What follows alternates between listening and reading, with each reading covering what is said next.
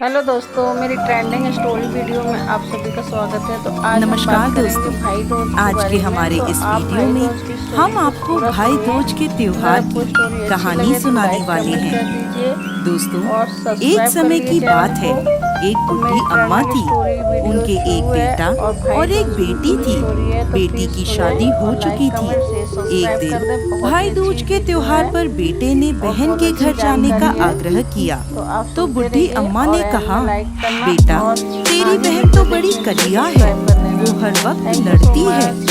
तू उसके घर जाकर क्या करेगा? लेकिन बेटे के आग्रह करने पर बुढ़ी अम्मा ने उसे अनुमति दे दी। भाई अपनी बहन से मिलने के लिए घर से निकलता है। रास्ते में उसे नदी मिलती है। नदी कहती है, मैं तेरा काल हूँ, मैं तुझे डुबाऊंगी।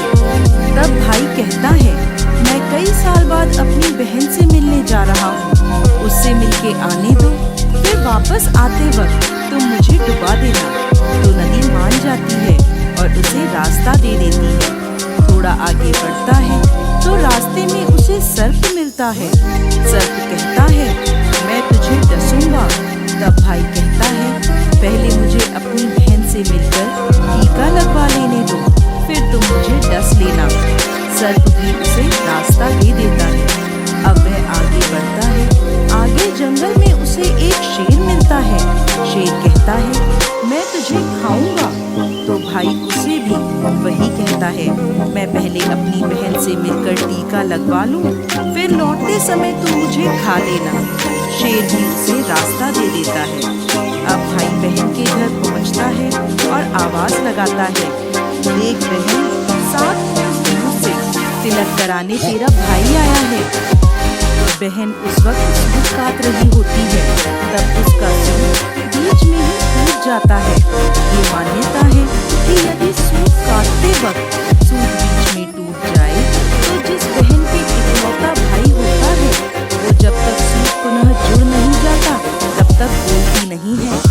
भाई बाहर से पुनः आवाज लगाता है। भाई की आवाज से जब बहन जवाब नहीं देती तो भाई मन में सोचता है, मुझ गरीब से मेरी बहन बात नहीं करना चाहती। माँ सही कहती थी, मुझे यहाँ नहीं आना चाहिए था। ये सोचकर वह वापस जाने लगता है। इतने में बहन का सूत पुनः जुड़ जाता है और वह भाई को आवाज देती है और उसकी तरफ दौड़ती है और उसे बात ना करने का कारण बताती है। फिर प्यार से और स्नेह से उसे घर में ले जाती है। अब वह अपनी सहेली पड़ोसन के घर जाती है और उससे पूछती है, सहेली, कोई जान से भी प्यारा मेहमान आए तो क्या करना चाहिए? पड़ोसन मजाक में कह देती है, तेल से चौका लगाना चाहिए और घी में चावल पकाने चाहिए। भोली बहन पड़ोसन का मजाक समझ नहीं पाती और वैसा ही करती है। अब ना तो चौका सूखता है और ना ही चावल सींचते हैं। इधर भूखा भाई उससे कहता है, बहन, भूख लगी है, खाना परोस दो। तब बहन बोली, भाई, आज ना तो चावल सींच रहे हैं और ना ही चौका सूख रहा है। भाई ने पूछा, कैसे तो तूने चौका लगाया और कैसे तूने चावल चढ़ाए? बहन बोली, मेरी सहेली पड़ोसन से पूछा था, उसने कहा, जान से प्यारा मेहमान आए तो तेल का चौका लगाना चाहिए और घी में चावल चढ़ाने चाहिए। भाई बोला, अरे मेरी भोली बहन, कभी तेल का चौका सूखा है और कभी घी में चावल पके हैं। तू पानी का चौका लगा और पानी में ही चावल चढ़ा। फिर वह ऐसा ही करती है। जब चौका सूख जाता है और चावल पक जाते हैं तब उसमें घी और शक्कर डालकर भाई को भोजन कराती है और फिर उसके तिलक करती है। कई दिन बीत जाते हैं।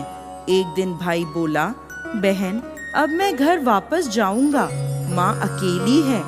अगले दिन सुबह बहन जल्दी उठकर गेहूं पीसकर भाई के लिए लड्डू बनाती है और कुछ लड्डू बच्चों के लिए रखकर अपने भाई को विदा करती है।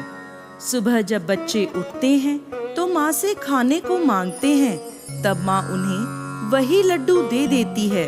तब वह देखती है, ये क्या, सारे लड्डू हरे रंग के हो गए। फिर वह चक्की में देखती है तो उसमें गेहूं के साथ एक सांप भी पिस गया होता है। वो उन लड्डुओं को फेंक देती है और अपने भाई के पीछे भागती है। रास्ते में एक पेड़ के नीचे उसका भाई बैठा होता है। उसे देखकर भाई बोला, क्या हुआ बहन? तो बहन पूछती है, मैंने तुझे लड्डू बांधे थे, वो कहाँ हैं?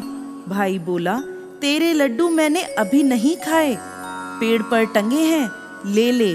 वो पेड़ से लड्डू उतारती है और वहीं गड्ढा कर उन लड्डुओं को गाड़ देती है। फिर अपने भाई को सारी बात बताती है। भाई बोला, बहन तूने एक बार तो मुझे मौत से बचा लिया, लेकिन मैं पीछे कईयों को साई देकर आया हूँ। और बहन को सारी बात बताता है। वो दोनों वहाँ बैठे बात कर ही रहे होते हैं कि बहन भाई से पानी मांगती है। भाई बोला, थोड़ी दूर एक तालाब है, वहाँ से मैं अभी पानी लेकर आता हूँ।